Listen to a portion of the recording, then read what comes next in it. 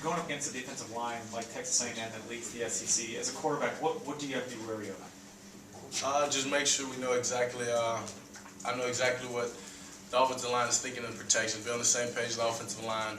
Make sure we're sliding to the right guys. Know my matchups in case the D lineman ends up on the running back or stuff like that. And being on the road, really the cadence. Making sure they're not timing our cadence and trying to get a good jump on the ball.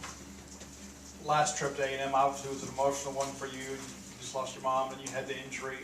I know some of those thoughts are coming back this week. How different are you today as a person, as a player? Completely night and day. Yeah, that was a stressful time in my life. Big game coming back after that, and getting hurt right there at the end. So excited to go back again. Another road trip. I'm planning for different results. A lot of times these games against A&M kind of turn into shootouts and everything.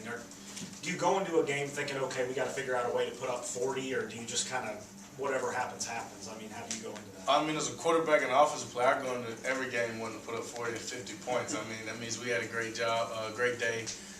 Everybody was doing the right thing on offense. So, I mean, that's always our mindset is get going early and start firing and make sure we do all night long. So as long as we win, it really doesn't matter if we have to score 17 like we did this past week or if we have to score 50. If we come out with the win, it doesn't really matter at the end of the day.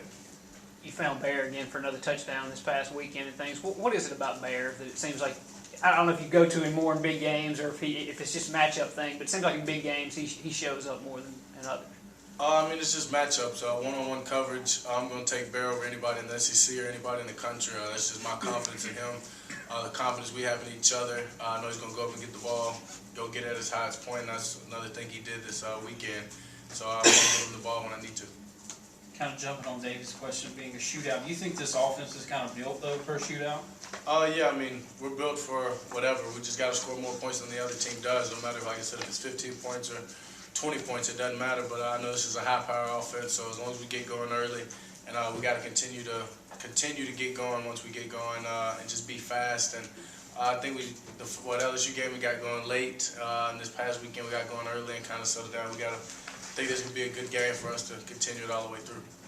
Obviously, Malik was here in the spring, so you're used to him and have confidence in him. But starting to get him involved a little bit earlier in games, just talk about what you've seen from Malik and some of the other younger guys. Yeah, he's a playmaker. He's very dynamic, hard to get down, fast, low center of gravity, so hard to tackle. And yeah, we want to get him the ball early, no matter if it's handoff, screens, or down the field. If he gets some touches, he's going to help this offense out. A lot of talk about the run game, more emphasis on the passing game this year, obviously. What are you seeing in the pre-snap read that's maybe leading you to check down and maybe make some of these decisions to pass rather than run the football, or maybe in past years you would just tuck it and go? Just my knowledge of the game, my knowledge of the offense, what the defense has given me, taking everything they give me, the short passes all the way to the deep passes when I have to come down to the check downs. And I still need to get running a little bit, just add that to the offense, but as long as, the passing game's there, I'm just going to take advantage of that.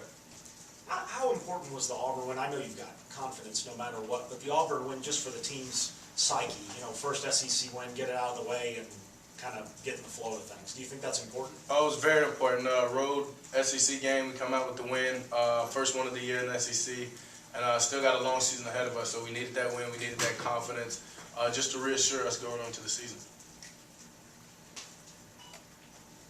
How much has your comfort level of progressing down the reads, whether it's first, second, third read, helped you as a passer this year? A lot. I know exactly everything that's going to happen in the pass game. I know when a running back's not going to get out because he's blocking, or when he gets out, I can get it to him early and down, and he gets some extra yards down the field. So, it's just knowing everything that they're going to give us, knowing the looks that the defense has pre-snap, and reading it post-snap, and making sure I'm on the same page with my receivers when I release the ball.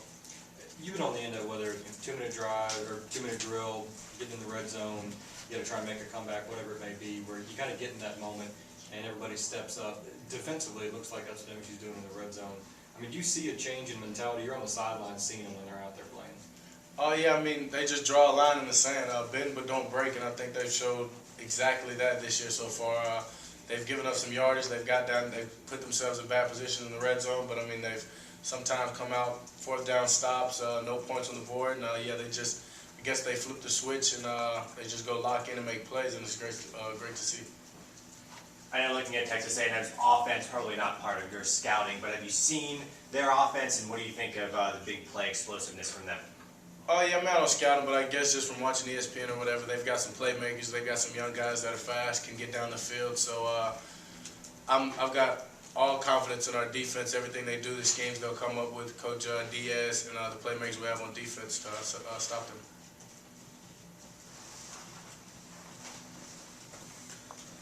Pass protection seemed to really be an improvement this past weekend. What were you seeing out there? Just communication. We were all on the same page. Like I said, we knew exactly where we're sliding to. We knew the blitzes when they were coming.